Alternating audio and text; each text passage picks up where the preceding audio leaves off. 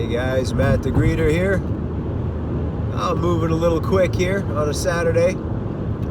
I don't know, maybe the sound of my tires is a little loud for a video, so I don't know. I am coming from a town here in Massachusetts, and so I used to work in that particular town, and I was an aide in a public school, and I worked with a certain population. So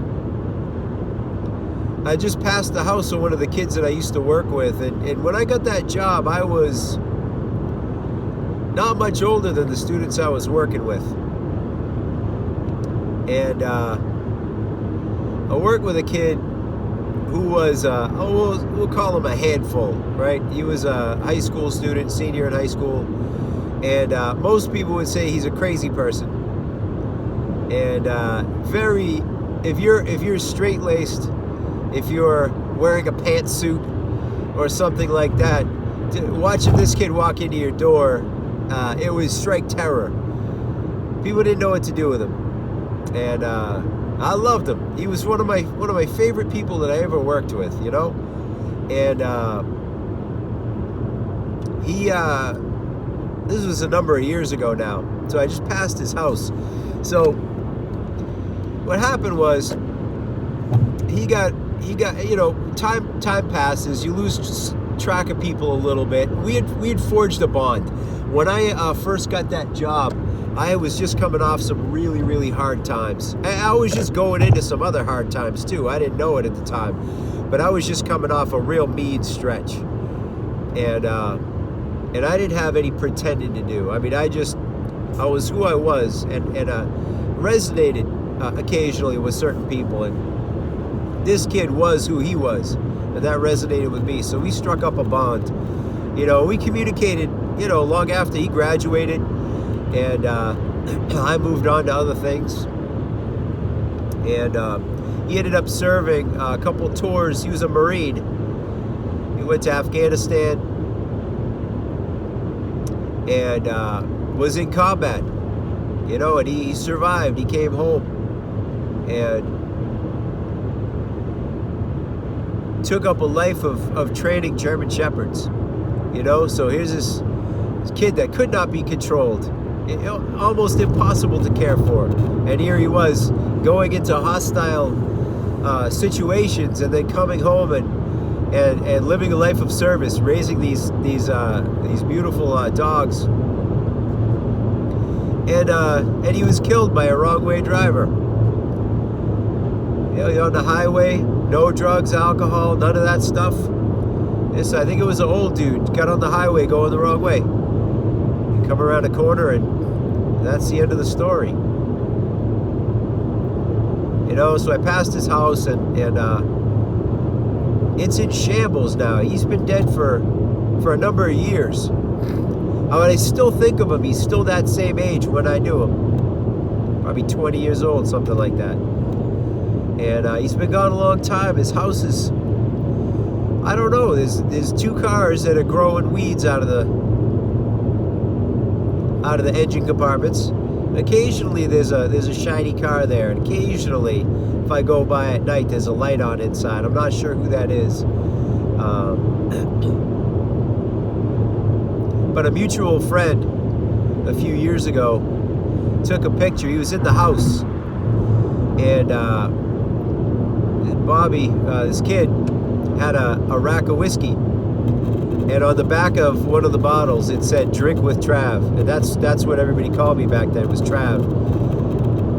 So that kind of touched my heart a little bit, you know. And I don't drink anymore or any of that stuff, but I'll tell you, you know, it's when you make a connection, you don't know the connection you make with other people. You know, I thought all this time I was just remembering him, you know, and the bond that we had, and some of the shenanigans we got into. I as a young aide, and he as a veteran, nutty student. You know, we were almost peers. So, you know, we had some shenanigans, you know, which were pretty funny. I didn't know any better, and he didn't either. So we had a good time. But I thought it ended there. But it was kind of touching that he thought of me even beyond. And entertained the thought someday that we're a little older, maybe we sit across the table from each other and split a bottle of whiskey and talk about life and old times, and man, I'll tell you, that meant a lot to me.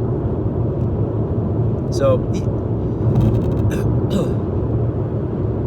you don't know the impact you have on a person, but I guess the opposite's true. Like, they never know the impact they have on you sometimes. Maybe it's good if once in a while we say thanks or something, or just let him know. I didn't get the chance to reconnect with him, and he didn't get a chance to reconnect with me.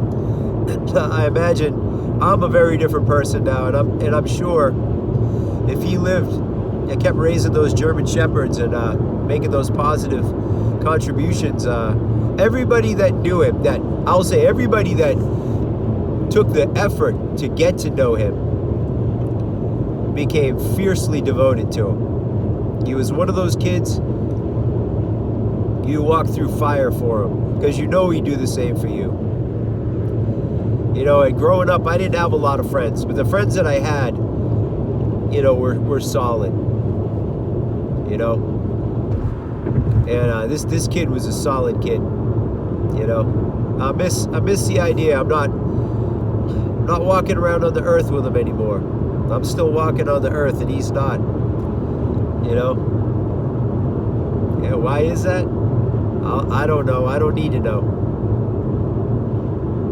But yeah, take a minute maybe tonight.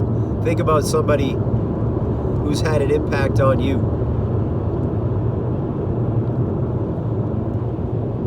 Now, maybe all right to shoot him a text or something. You know what I mean? Just let him know. You don't even have to say anything embarrassing. Just say, hey, what's up? Thinking about you, man.